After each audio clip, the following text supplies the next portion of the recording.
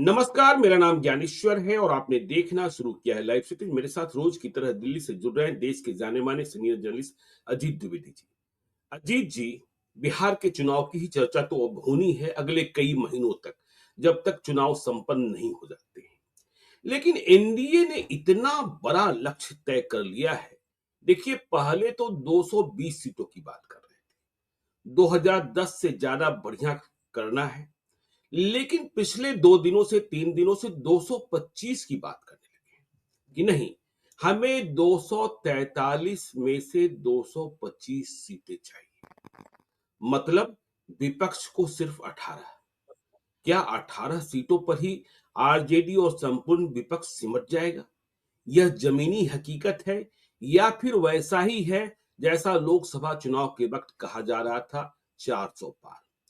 अब देखिए, दूसरी ओर जो आरजेडी है, जो इंडिया ग्रुप को लीड कर रहा है, इंडिया ब्लॉक को, वह कह रहा है मैं ब्लूप्रिंट तैयार कर रहा हूं। 20 साल के बाद बिहार में आरजेडी का शासन लौटेगा। 2005 में खत्म हुआ था। मनोज झा ने इस संबंध में बिल्कुल बयान भी दिया है और लालू यादव ने कहा है कि तेजस्वी यादव को मुख्यमंत्री बनाना है। देखिए, 2025 में 2000 माफ कीजिएगा 2025 में 225, यह थोड़ा अधिक लग रहा है या यूं कहें कि बहुत अधिक लग रहा है। बिहार की जो जमीनी हकीकत है, यदि हम मान लें कि इनका दावा यह है, तो क्या राघोपुर में तेजस्वी यादव भी चुनाव हार सकते हैं 225 में? क्या मनेर, फतुआ या वैसी सीटें, क्या सीमांचल में तमाम सीटों पर एनडीए वाले ही चुनाव जीत जाएंगे? लेकिन एनडीए की तैयारी जबरदस्त है और इस तैयारी से इंडिया ब्लॉक को स्वयं को मैच करना होगा। देखिए, आजकल बिहार में खामोश क्रांति चल रही है।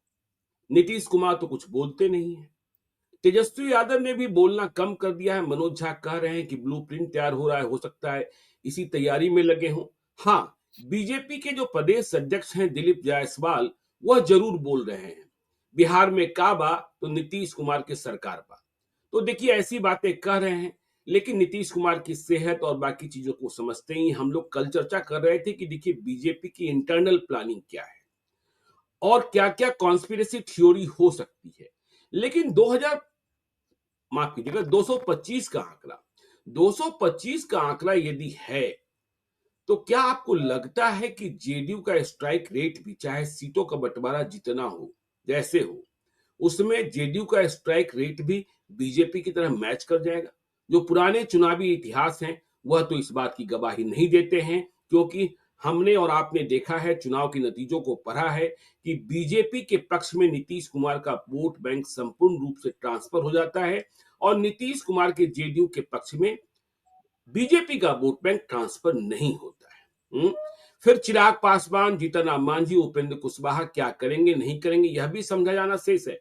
225 आप जरूर कह रहे हैं, लेकिन यह नहीं बता रहे हैं कि चिराग पासवान को कितनी सीटें देंगे, यह नहीं बता रहे हैं कि उपेंद्र कुशवाहा कितनी सीटों पर लड़ेंगे, यह नहीं बता रहे हैं जीतन राम मांझी कितनी सीटों पर लड़ेंगे, और यह भी नहीं बता रहे हैं कि आप दोनों में कौन सी बातचीत हुई है, मतलब जदयू और भाजपा में कौन सी बातचीत हुई है। क्या नीतीश कुमार छोटा भाई बनने के लिए तैयार हो गए हैं या आप छोटा भाई बनने के लिए तैयार हो गए हैं? बड़ा छोटा, यह सवाल आज भी है। हाँ? और इन तमाम चुनावी बहस के बीच बिहार के मुद्दे तो गायब ही हैं। बस वही बात 2005 के पहले बिहार में क्या था, उसी पर चुनाव लड़ना है।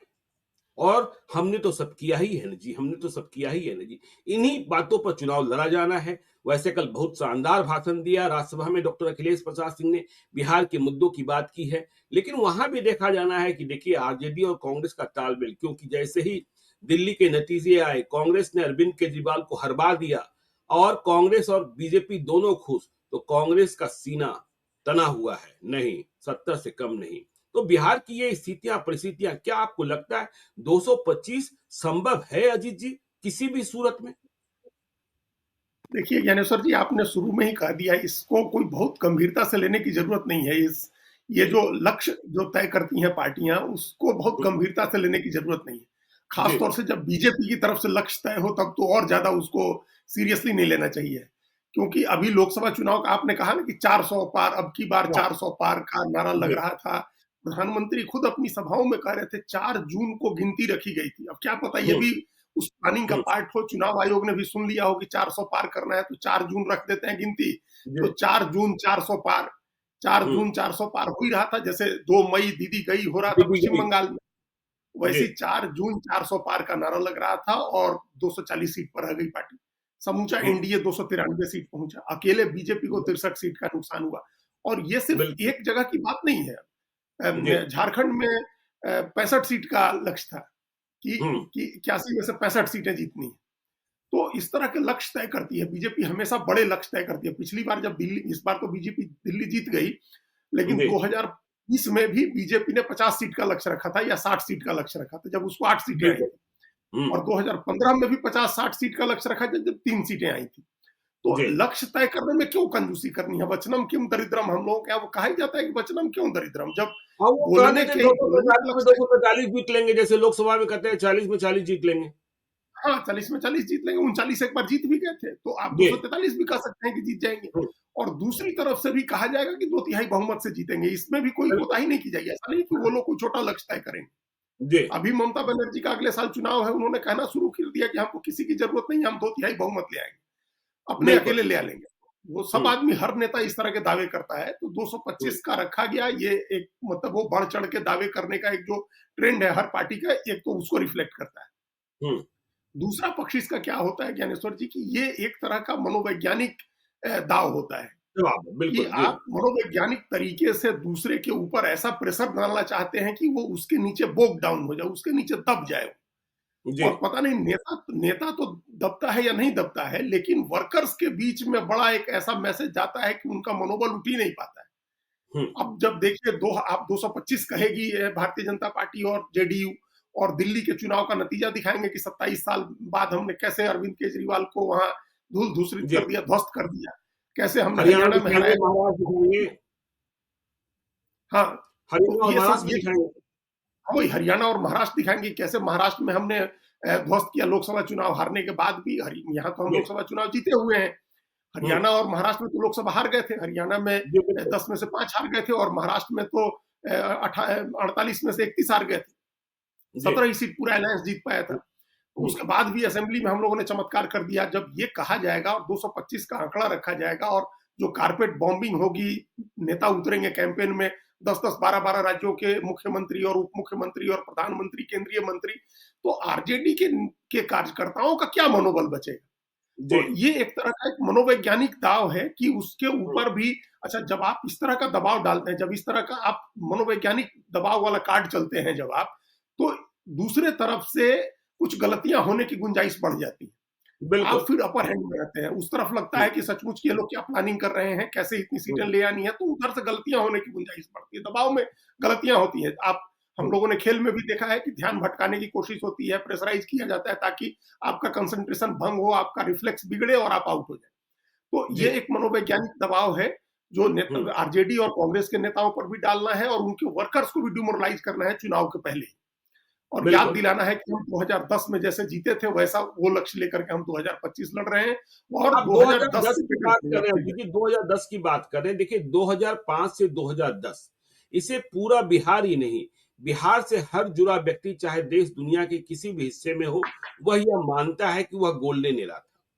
और जिस तरीके से नीतीश कुमार ने काम किया, जिस तरीके से मुक्ति मिली बिहार को जंगल राज से, लेकिन 2015 से 20 या 2020 से 25 देखिए वो एरा नहीं है और नीतीश कुमार का वह इकबाल भी कायम नहीं है, चाहे महागठबंधन की सरकार रही हो, चाहे एनडीए की सरकार है, वो इकबाल कायम नहीं है। इसीलिए आपको उन्हीं बातों पर चुनाव लड़ना पड़ रहा है कि 2005 के पहले क्या था और हमने क्या नहीं किया जी, हैं?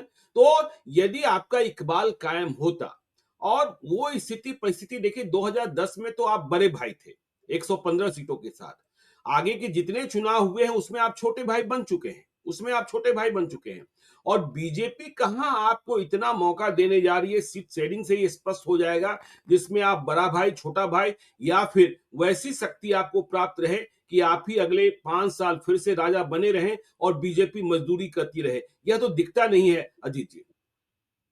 हाँ, उस पर हम लोग आएँगे, उस पर वो तो क्या मतलब जो ये आप लक्ष्य तय कर रहे हैं, उसको हासिल करने के लिए आपके पास क्या सलाहियात हैं और क्या जी। स्थितियाँ हैं, उस पर हम हुँ, लोग आएँगे। जो क्यों इस तरह के लक्ष्य तय किए जाते हैं, पहले हम जी, उस पर जी, हम बात कर रहे थे। तो क्यों तय किए जाते हैं? क्योंकि बढ़-चढ़ के दावे करने की एक आदत है और दूसरी एक मनोवैज्ञानिक दबाव बनता है। इस बिल्कुल। कारण से आप लक्ष्य तय करते हैं और 2010 का पैमाना आपने बना कर के रखा है कि इस बार 2010 से बेहतर करना है। ये कह हुँ, के आप ये भी मनोवैज्ञानिक असर डालने वाली ही बात है कि आप 2010 में चूंकि एक बार ऐसा कर चुके हैं कि 206 सीटें जीती थी आपने जी, और आरजेडी को 22 सीटों पर आपने ले आ दिया था। मतलब हुँ, ये आप अपने जब कोई दावा करते हैं तो उसके पीछे एक मजबूत तर्क और तथ्य रखते हैं ताकि लोग यकीन करें। तो जी, लोगों को यकीन दिलाने के लिए 2010 का जिक्र किया जाएगा। लोगों को ध्यान में आएगा कि एक बार तो कर ही चुके हैं, 206 जीत ही चुके हैं, तो हुँ, कहीं इस बार भी तो नहीं जीत जाएँगे। और ये यकीन अपने वर्कर्स को भी दिलाना है कि हम ऐसा कर सकते हैं और आरजेडी के वर्कर्स को भी यकीन दिला करके डिमोरलाइज़ करना है। तो एक तो ये बिल्कुल। मनोवैज्ञानिक दाव है और बढ़-चढ़ हुँ, के दावे इसलिए किए जा रहे हैं। अब जो आपने कही कि उसके लिए क्या स्थितियाँ हैं, उसके लिए क्या आपके पास सलाहियात हैं, उसके लिए क्या आपके पास नेता हैं और क्या आरजेडी आज उन्हीं स्थितियों में है जिस स्थिति में 2010 में थी? तो इन जी, सब का जवाब नहीं होगा। इनका सबका जवाब नकारात्मक है। इसमें से बिल्कुल ना नकारात्मक स्थितियाँ हैं है। बिल्कुल, 2010 की, बिल्कुल। जी, ना स्थितियाँ हैं 2010 की, ना आपके पास नेता हैं 2010 के, ना मुद्दे हैं 2010 के और ना आरजेडी उस स्थिति में है जिस स्थिति में 2010 में थी। जी, 2010 में आरजेडी एकदम पंचिंग बैग थी। आरजेडी एकदम हुँ, दीवार तक धकेल दी गई पार्टी थी। 2005 बिल्कुल। में जब हार करके लालू यादव सत्ता से बाहर हुए थे, उनके ऊपर तमाम मुकदमे और वो केसेस के फैसले आने शुरू हो गए थे और उसके बाद पार्टी हार करके पहले तो 50 के करीब थी, लेकिन उसके बाद हार करके जी, 22 सीट पर आई। तो हुँ, वो स्थिति नहीं थी। लोग उसको तब भी पनिश करना चाहते थे। इसलिए पनिश करना बिल्कुल। चाहते थे और लोगों ने लोकसभा चुनाव में भी पनिश किया और फिर विधानसभा चुनाव में भी पनिश किया। जी, लोकसभा जी, चुनाव में भी 24-25 सीट जो बिहार झारखंड मिला करके जो उसके पास थी, उसको 4 सीट पर लोगों ने ला दिया और विधानसभा में हुँ, 22 सीट पर लिया, 9 में और 10 में। तो लगातार जी, लोग पनिश करने के मूड में थे आरजेडी। तो हुँ, अब आरजेडी को पनिश करने की भावना लोगों के मन में नहीं है कि आरजेडी को सजा हुँ, देनी है। अब वो भाव हुँ, नहीं है। आप किसी बिल्कुल, एक को जिसको आप 4 बार सजा दे चुके, कितनी बार सजा दीजिएगा उसको? तो अब सही बात। आरजेडी को सजा देनी है। भले जेडीयू, बीजेपी के नेता समझते हो कि हम 2005 के पहले का याद दिला करके जनता को मोबिलाइज कर लेंगे। जनता हुँ, अब उस तरह से पनिश करने के मूड में नहीं है। हो सकता है कि उसके प्रभाव में आकर के आपको कुछ ज़्यादा वोट दे। लेकिन इसका हाँ, इसका कारण क्या है? इसका कारण ये देखिए, जब खुद नीतीश कुमार जब आप चले गए, कहते थे जंगल राज है और खुद ही आप चले गए आरजेडी के साथ। तो जी, आरजेडी का जो अछूतपना था, बिहार के लोगों के मन में आरजेडी को लेकर के जो नकारात्मक धारणा थी, वो तो 2015 में खुद ही नीतीश कुमार खत्म कर चुके हैं। बिल्कुल, बोले जब बिल्कुल, आप उनके साथ मिल करके लड़े, जब तेजस्वी यादव का आपने उप मुख्यमंत्री बनाया, तो अब फिर आप कहेंगे तो लोग कैसे यकीन करेंगे आपकी बात? हुँ। और जो आपकी और आपका लालू अछूतपन यादव और खत्म हो तेजस्वी जाएगा। यादव में फ़र्क भी दिखता है ना। देखिए 2010 में 2005 में लालू यादव का जो खौफ था, अब लालू यादव तो हाशिए पर हैं। और लालू यादव जिस तरीके से भाषण देते थे, जिस तरीके की राजनीति करते थे, "ए बकरी चराने वालों, गाय चराने वालों, ये कर दो, हंटर लेके घूमना" और वो सब सारी बातें जो होती थी, भूरा बाल, ये सब बातें, अब तो तेजस्वी यादव ऐसी बातें कम से कम नहीं करते हैं। वह करें ना करें, देखिए कई डिमेरिट्स उनके भीतर भी हैं और कई गुण जो लालू यादव के अच्छे गुण, जैसे लालू यादव हमेशा लड़ते रहते थे। तेजस्वी यादव थोड़े आलसी हैं।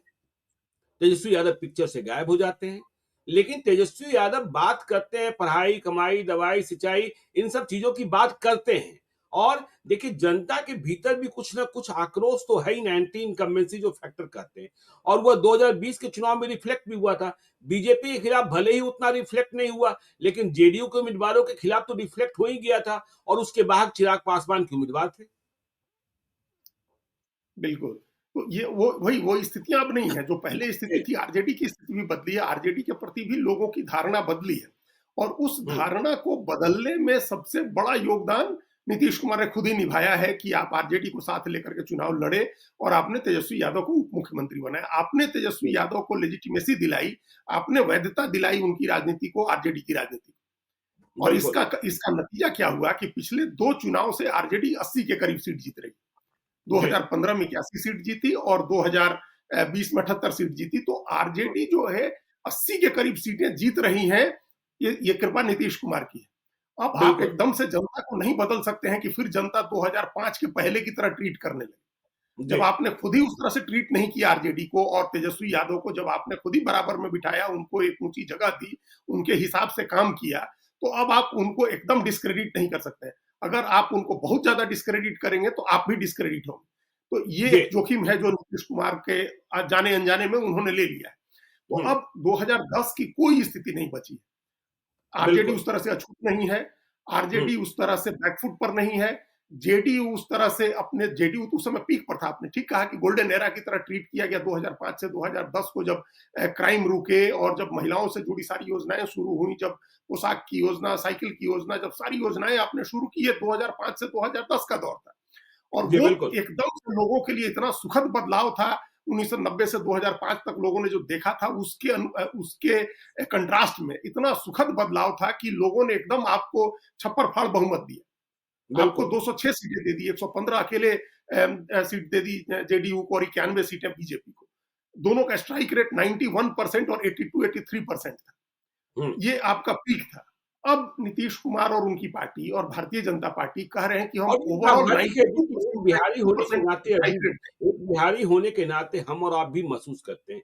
2005 और 2010 का जो कार्यकाल था, 2005 से 2010 के बीच, उसके बाद हमारे आप जैसे बिहारी के लिए सभी को बताने के लिए कुछ था, कि बिहार ने क्या हासिल किया है बिल्कुल। और बिहार ने कौन-सी प्रगति की है। लेकिन अब देखिए, मैं 2 दिनों पहले ही किसी से बात कर रहा था, मुंबई के किसी बड़े आदमी से बात कर रहा था, बिहार के मूल रूप से रहने वाले हैं। वे पूछते रहे कि अच्छा बताइए बिहार में क्या नया हो रहा है? मैं कोई स्पष्ट जवाब नहीं दे पाया। देखिए, यदि मैं उन्हें जवाब देता कि बिजली, सड़क, पानी की, तो वो कहते कहाँ आप किस ज़माने में जी रहे हैं? वो मुझे भी बिल्कुल पिछड़ा हुआ बिहारी समझ लेते। वो यही कहते कि तो पूरे देश में हो रहा है। बिहार ने आगे क्या किया? और इसका जवाब हमारे पास नहीं है। अजीत जी, आप भी बिहार से आते हैं, इसका कोई जवाब नहीं है। हाँ, नहीं, इसका कोई जवाब नहीं है, कुछ भी नया नहीं हुआ है, बल्कि जी, जो पुरानी चीज़ें थी जिनको ठीक करने के वादे किए गए थे, वो भी नहीं हुआ। जो आपने बिल्कुल। अखिलेश प्रसाद सिंह के भाषण का ज़िक्र किया, उन्होंने कहा, पूछा कि कहाँ गए वो जो प्रधानमंत्री ने वादा किया था कि हम आएँगे तो ये बंद पड़ी होती चीनी है नहीं। मिल धुआँ उगल रही होगी और इसी की जी, चीनी से बनी चाय पीऊँगा मैं। तो आज तक तो बिल्कुल। धुआँ नहीं उगलना शुरू किया बिहार के हुँ, किसी चीनी मिल ने, जो बंद पड़े थे सो बंद पड़े थे, जो फैक्ट्रीज़ बंद हो गई सो बंद हो गई। हुँ। जो भी उद्योग धंधे कल कारखाने कहीं थे बंद हो गए, जो भी संभावना थी वो सब समाप्त हो गई और वो दोबारा शुरू नहीं हुई। तो और जो ऐसी बहुत शाहनवाज़ सारी चीज़ हुसैन ने उन्होंने याद शुरुआत दिलाया। की, शाहनवाज़ हुसैन ने शुरुआत की, उन्हें भी आपने हटा दिया। हाँ, उनको भी हटा दिया बीच में और हाँ, एकदम उनको हाशिए में डाल दिया। और अखिलेश बिल्कुल। प्रसाद सिंह ने ये भी याद दिलाया कि जब बिहार बँटा था, तो उप प्रधानमंत्री थे लाल कृष्ण आडवाणी और जी, उन्होंने वादा किया था कि हम 1,80,000 करोड़ रुपए का फंड देंगे बिहार को, तो उस फंड का बिल्कुल। क्या हुआ? वो भी नहीं आया। जी। कितनी उत उसके बाद लंबे समय तक बीजेपी की सरकार रही। उस समय अटल बिहारी हुँ, वाजपेयी 2000 के बाद 4 साल रहे और 10 साल से 11 साल से नरेंद्र मोदी हैं। तो कुछ हुँ, नहीं आया, कोई नया इन्वेस्टमेंट नहीं आया, कोई प्राइवेट इन्वेस्टमेंट भी बड़ा नहीं आया बिहार में, कोई गवर्नमेंट का इंस्टीट्यूशनल इन्वेस्टमेंट नहीं आया, कोई रोजगार की चीजें नहीं लगी। जो न्यू एज इकोनॉमी है, जिसको नॉलेज बेस्ड इकोनॉमी कहते हैं, उस नॉलेज बेस्ड इकोनॉमी का कोई नया प्लांट बिहार में नहीं गया और न एग्रो बेस्ड इंडस्ट्री का कोई बड़ा प्लांट गया। तो हम लोग के पास कुछ भी बिल्कुल। नहीं है कहने को। और जो जी, एक नीतीश कुमार की लीडरशिप थी, जो लालू यादव के कंट्रास्ट में बहुत ही सोफिस्टिकेटेड और बड़ा प्रोग्रेसिव दिखती थी, अब वो लीडरशिप भी नहीं है। अब हम नीतीश कुमार की तारीफ करें तो दूसरा आदमी उनके दूसरे वीडियो दिखाने लगता है कि अच्छा ऐसे बिल्कुल, करता है बिल्कुल, नीतीश कुमार। तो बिल्कुल। अब उस वहां भी बैकफुट पर हैं लोग, क्या आप करिएगा ले जाकर के। तो हुँ, लीडरशिप भी, जो हम कह रहे थे कि न स्थितियां हैं, न सलाहियात है, न लीडरशिप है, हुँ। जेडीयू के पास कोई लीडरशिप नहीं है। नीतीश कुमार की लीडरशिप का ढलान है और उनकी जगह लेने के लिए कोई दूसरा नेता जेडीयू ने तैयार नहीं किया। कोई और लीडरशिप का नीतीश क्राइसिस कुमार, इतना ठीक बड़ा है है, नीतीश जेडीयू। कुमार वैसे नहीं है अजीत जी, लेकिन योगी आदित्यनाथ ने तो उत्तर प्रदेश की मार्केटिंग कर दिखाया ना, क्या हुआ, क्या नहीं हुआ। आप देखिए ना कैसे अयोध्या की मार्केटिंग हुई, आप देखिए ना अभी कैसे महाकुंभ की मार्केटिंग हुई और बिहार के पास टूरिज्म के लिए इतने सब कुछ थे और बोधगया को लाले पड़े रहते हैं। क्योंकि पटना से निकलना, हैं, और बोधगया में क्या-क्या आप देखते ही, ये पूरे देश के बुद्धिस्ट जमा होते हैं। लेकिन इस बार ये हो रहा था कि दलाई लामा नहीं आएंगे, तो वहां जितने होटल वाले थे वो परेशान हो गए थे, वो आरजू मिन्नत करने पहुंचे थे कि यदि आप नहीं आए तो हम बर्बाद हो जाएंगे, ऐसे ही हमारे पास टूरिस्ट नहीं आ रहे हैं। तो योगी आदित्यनाथ देखिए साधु रहे, संत हैं जो हैं, उन्होंने भाई क्राइम कंट्रोल भी किया और अपने सूबे की मार्केटिंग भी कर ली और पूरे देश और दुनिया का ध्यान खींचा।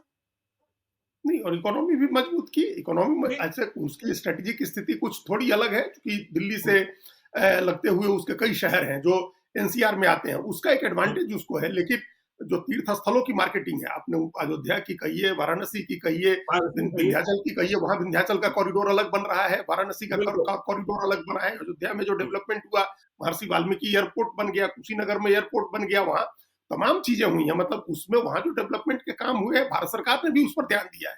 जी, भारत सरकार ने भी बहुत ध्यान दिया, बहुत पैसा वहां जी, इन्वेस्ट किया गया है भारत सरकार की तरफ से। अब पता नहीं सरकार, चूंकि प्रधानमंत्री नरेंद्र मोदी उत्तर प्रदेश से आते हैं, वहां से वो एमपी हैं, तो इसकी वजह से हुआ या जिस तरह से भी हुआ, पैसे भी निवेश हुए।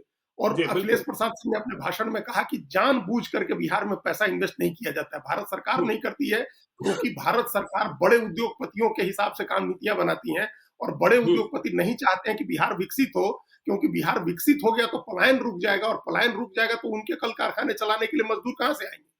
बिल्कुल, बड़ा सवाल, बिल्कुल तो और ब ये बहुत वाजिब बात कही, बहुत वाजिब बात कही है। बिल्कुल, आप जी, इन्वेस्टमेंट रोक के रखे हुए, और ये इंटरेस्ट है। बजावता जी, मुंबई से लेके विशाखापत्तनम तक, और तमिलनाडु से लेके सूरत के शहर, सूरत, अहमदाबाद के, गुजरात के शहरों तक मजदूर तो हमारे यहाँ से सप्लाई होते हैं। मजदूर भेजने जी, का फैक्ट्री तो हम ही लोगों ने लगा रखी है। और एक हुँ, वीडियो लोग अभी शेयर कर रहे हैं निर्मला सीतारमण का बजट को लेकर के, जब वो कह रही हैं, इस जो गिरिराज सिंह से आपके रिपोर्टर ने सवाल पूछा था, जी, और जिसको लेकर सौरभ के ने, इतनी चर्चा चारों तरफ हुई, सौरभ ने पूछा कि भाई ये जो टेक्सटाइल पार्क है बिहार को क्यों नहीं मिला, तो क्राइटेरिया हुँ, फुलफिल नहीं करते हैं, ये बात कही मंत्री ने। और हमने सुना कि वो वित्त मंत्री कह रही हैं कि टेक्सटाइल के सेक्टर में स्किल्ड लेबर बिहार से मिल जाएगी, तो कुशीनगर में बताइए? लगा देते हैं, वहां हुँ, एयरपोर्ट का एडवांटेज है। तो हुँ, आपको जहां दूसरी चीज का एडवांटेज है वो दूसरी जगह देंगे, हमारे यहाँ से स्किल्ड और अनस्किल्ड लेबर जाएंगे।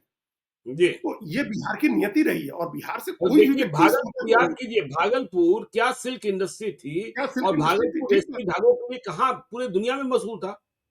हाँ, भाई हम लोग छोटी-छोटी चीज़ें थी भाई, गत्ते की फैक्ट्री लगी हुई थी, हमारे यहाँ जी, मेहसी में सीप की इंडस्ट्री है, बटन बनाने की, और सीप की इंडस्ट्री है, भागलपुर के सिल्क की इंडस्ट्री है, फूड आइटम्स की बिल्कुल। ऐसी इंडस्ट्री है, सारी दुनिया में एक-एक चीज़ बिहार से आप उसका एक्सपोर्ट कर सकते हैं यहाँ से। अशोक जो पेपर मिल, सब्जियाँ, प्याज जूट फैक्ट्री तमाम चीज़ें तो थी मेरे पास। सब चीज़ें थी, लेकिन क्या हुआ? कुछ नहीं हुआ। और एक प्रयोग देखिए, जब सुधा का प्रयोग हुआ तो क्या सफल नहीं हुआ बिहार में? बिल्कुल। इतना सफल प्रयोग हुआ, तो आप इस तरह के दूसरे प्रयोग किए ही नहीं गए। तो ये इसका जवाब देना होगा नीतीश कुमार को। देखिए बिहार, दिल्ली में क्या हुआ? दिल्ली हालाँकि अपेक्षाकृत थोड़ा एनलाइटेंड स्टेट है दिल्ली, लेकिन हुँ, अरविंद केजरीवाल को तमाम चीज़ें मुफ्त में देने के बावजूद दूसरी चीज़ों पर जवाब देना पड़ा कि बुनियादी सुविधाएँ क्यों नहीं विकसित हो रही हैं? जी, सड़कें टूट रही हैं, या फ्लाईओवर टूट रहे हैं, फ्लाईओवर नहीं बन रहे हैं, या स्वास्थ्य की व्यवस्था ठीक नहीं है, पीने का पानी साफ नहीं है, इसका जवाब देना पड़ा। सारी हुँ, चीज़ें मुफ्त में देने के बावजूद और लोगों ने हरा दिया। तो बिहार में आप ये मत सोचिए कि अब आपका बहुत बढ़िया अलायंस, अब बड़ा सामाजिक समीकरण है तो लोग आपसे सवाल नहीं पूछेंगे।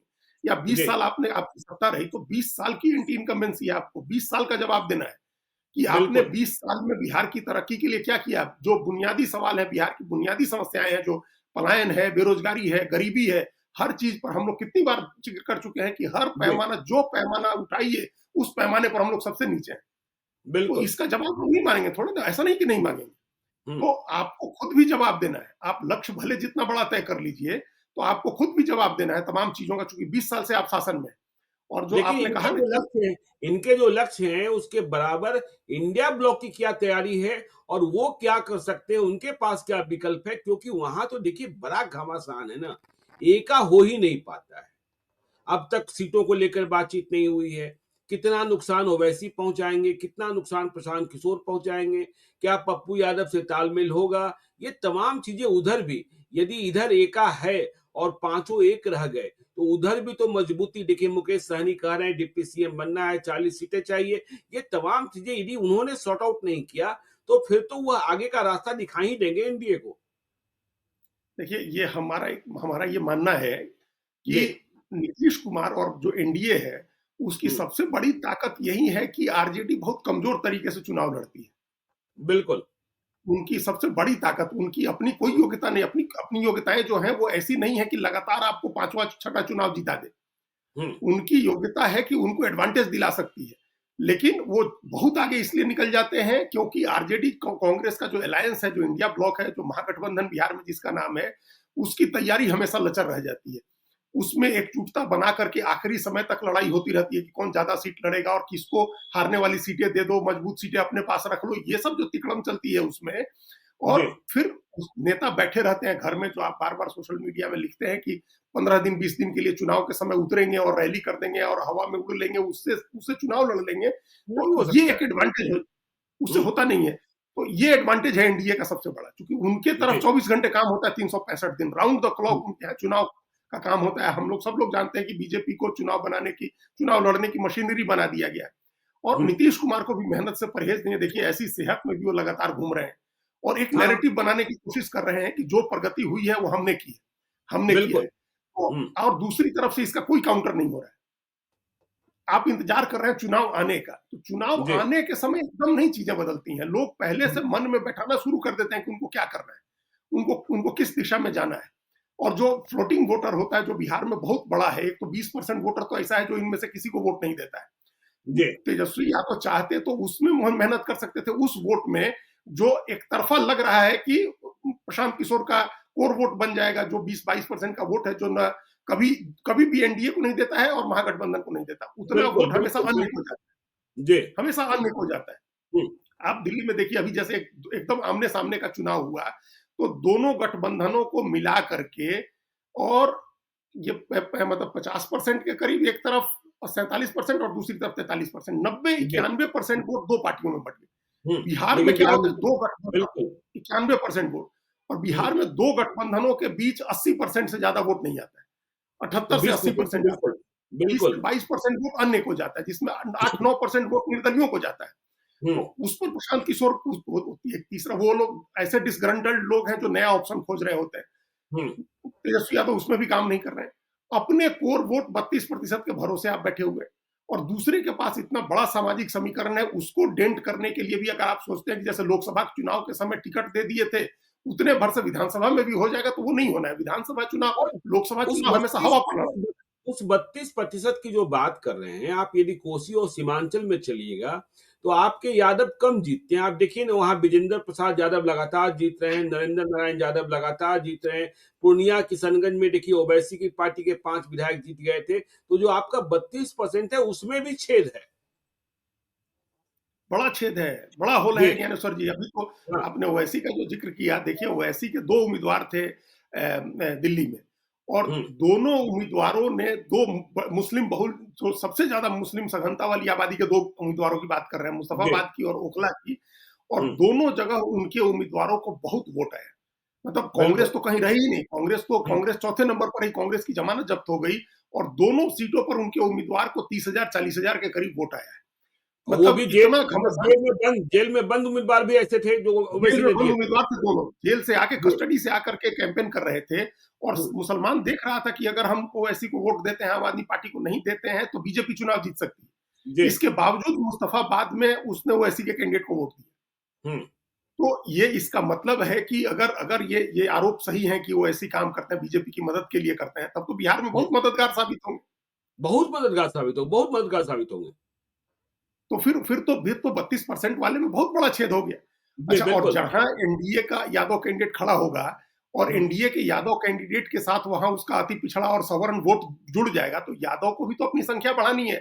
अगर उसको लग बिल्कुल, रहा है कि वहां आरजेडी लड़ाई में नहीं है, या उसका नॉन यादव कैंडिडेट है और इसका यादव कैंडिडेट है, इसके साथ यादव दोनों के हैं, लेकिन जेडीयू बीजेपी के साथ दूसरे वोट ज्यादा है, तो वो उसकी तरफ चला जाएगा जिताने के लिए। जी, तो ये बिल्कुल। तो होल है, आपने ठीक कहा कि वो हुँ, बड़ा होल है। उस 32% को भी आप एकदम कंप्लीट 32% अपने साथ मान करके नहीं चल सकते हैं। जी, लोकसभा चुनाव में एक हवा बन गई थी, और उस हवा का लाभ आपको मिल गया, आपने कुछ वोट तोड़ लिए उसके एनडीए के। कुशवाहा के। लेकिन इस बार भी ऐसा ही हो जाएगा, ये नहीं है कि हर बार के आप इस बार भी चुनाव के समय जा करके और कैंडिडेट दे देंगे, उससे काम नहीं चलेगा। देखिए, चुनाव के पहले से प्रयास। लवकुश बिहार में जानता है अजीत जी कि मुझे इंजन बने रहना है। देखिए, हाँ, दूसरी जातियाँ भले बोगी बनने के लिए तैयार हो जाएँ, लेकिन लवकुश बोगी बनने के लिए तैयार विधानसभा के चुनाव में नहीं होगा। वो हाँ, इंजन नहीं ही होगा, बने यही रहना तो हम चाहेगा। तो, हाँ, वही कह रहे हैं, वो नहीं होगा। लोकसभा चुनाव में जी, हो गया है, हुँ, विधानसभा चुनाव में तो उसको इंजन बनना है, और उसको बिल्कुल। पता है कि इंजन हम ही रहेंगे, चाहे नीतीश कुमार रहे, चाहे सम्राट चौधरी आए। तो जी, ये 2 चेहरे इस होशियारी से आगे किए गए हैं लौह कुश हुँ, के, और ये एकदम आप समझिए कि चिरंतन समीकरण है, 1994 से ये समीकरण है लॉ कुश का। तब नीतीश कुमार और बिल्कुल। शकुनी चौधरी थे, आज नीतीश कुमार और सम्राट चौधरी दिख रहे हैं। तो लॉ जी। कुश नहीं टूटेगा, लॉ कुश था मतलब ये कोई 8% के करीब वोट बताते हैं, ये वोट तो नहीं टूटेगा। और हुँ। फॉरवर्ड वोट है उसके पास, पचपनिया जोड़ने के लिए हम लोग उसी दिन प्रदेश जिला अध्यक्षों की सूची पढ़ रहे थे भारतीय जनता पार्टी की, जी। उसने उसमें भी लीडरशिप आगे की हुई है, अत्यंत पिछड़ा में और दलित में उसका अपनी राजनीति है। अगर दलित राजनीति को साधने के लिए कुछ नया प्रयोग दिल्ली में होता है तो उसका भी एक असर होगा बिहार के चुनाव नहीं, पर। तो आप दिल्ली के प्रयोग की बात करें, कल ही 12 तारीख को पटना में बीजेपी वाले रविदास हाँ, जयंती मना रहे हैं और उसमें नीतीश कुमार जा रहे हैं। देखिए उधर भी नज़र है कि रविदास जो इधर-उधर की बात हो रही है, उसे भी सहेज और हाँ, जनक राम पहल कर रहे हैं। हाँ, तो बीजेपी इस आप काम देखिए कि हर लेवल पर काम हो रहा है। दलित वोट के जी। लिए लॉ-कुश का समीकरण, अत्यंत पिछड़ों का समीकरण, कोऑर्डिनेशन की यात्राएँ, नीतीश कुमार की प्रगति यात्रा, और उसके बरक्स आपकी तरफ से कोई जो मैचिंग ग्रांट देना कहते हैं कि भारत सरकार इतना पैसा बिल्कुल। देगी, उतना राज्य सरकार लगाएगी। तो हुँ। आप मैचिंग पॉलिटिक्स नहीं कर रहे हैं। जेडीयू जितना पॉलिटिक्स कर रहे हैं, उसको मैच करने के लिए आपकी तरफ से कोई पॉलिटिक्स नहीं हो रही है। जी। यात्रा कार्यकर्ताओं के साथ संवाद जरूर किया तेजस्वी यादव ने, लेकिन अभी जरूरत पॉलिटिकल राजनीतिक कदम उठाने की है, राजनीतिक पहल करने की है। आप जो ए टू जेड की बात करते हैं, वो समीकरण बनाने की जरूरत है, उसको सीमेंटेड करने की जरूरत है, अपने अलायंस पार्टनर्स के साथ अपने संबंधों को सीमेंटेड करने की जरूरत है। पहले से उनको हिंट करने की जरूरत है कि भाई हम लेफ्ट की अगर सीटें बढ़ा रहे हैं तो ये इतनी सीटें बढ़ेंगी, आप वहां तैयारी करिए। कांग्रेस से कुछ सीटें छुड़ानी है, उसके साथ अभी बात करनी चाहिए। तो ये बिल्कुल। सब चीजें हो रही, इसके न कोई बैकरूम की पॉलिटिक्स हो रही है आरजेडी की तरफ से, और न आप सामने की पॉलिटिक्स हो रही है, न ओवर्टली न कोवर्टली कहीं की पॉलिटिक्स नहीं हो रही है आरजेडी। बैठे हुए इंतजार कर रहे हैं कि चुनाव आएगा तो राजनीति करेंगे, तो ऐसे नहीं होगा। फिर दो भले कितना भी असंभव लक्ष्य हो 225 का, लेकिन अगर 150 भी पहुंच गए तो हो गया ना, सत्ता सरकार बनने से बिल्कुल। मतलब है ना। फिर जी। तो आप अपोजिशन में रहिएगा 5 साल के लिए। तो तो लक्ष्य देखिए जितना भी इंत असंभव हो, बिल्कुल, लक्ष्य जितना भी इंतज़ार असंभव हो, उसको पूरा करने की कोशिश कर रही है जेडीयू और बीजेपी। चलिए, तो देखिए इंतज़ार मत कीजिए इंडिया ब्लॉक वाले लोग, महागठबंधन वाले लोग, क्योंकि 225 का लक्ष्य है और यदि उन्होंने 150 और पौने 200 भी हासिल कर लिया, तो फिर कहाँ होंगे? 2010 में तो देखिए विपक्ष के नेता बनने का संकट भी पैदा हो गया था और यदि 225 का लक्ष्य, तो फिर आप कब जागेंगे, कब क्या करेंगे, यह देखने की बात है। विपक्ष बहुत मजबूत होना चाहिए, इस पक्ष में हम लोग रहते हैं। तो चाहे विपक्ष में आरजेडी हो, चाहे विपक्ष में जेडीयू हो, चाहे बीजेपी हो, कोई सत्ता पक्ष बन जाए, इसकी शुभकामना हम किसी को नहीं दे रहे हैं। तो आप देखते रहिए लाइव सीरीज को। यदि अब तक आपने हमारे यूट्यूब चैनल लाइव सीरीज को सब्सक्राइब नहीं किया है, तो जरूर कर लीजिएगा और यदि इस वीडियो को आप फेसबुक पेज के माध्यम से देखो, पेज को लाइक कीजिएगा। हैंडल एक्स पर भी हमें फॉलो कीजिए। धन्यवाद।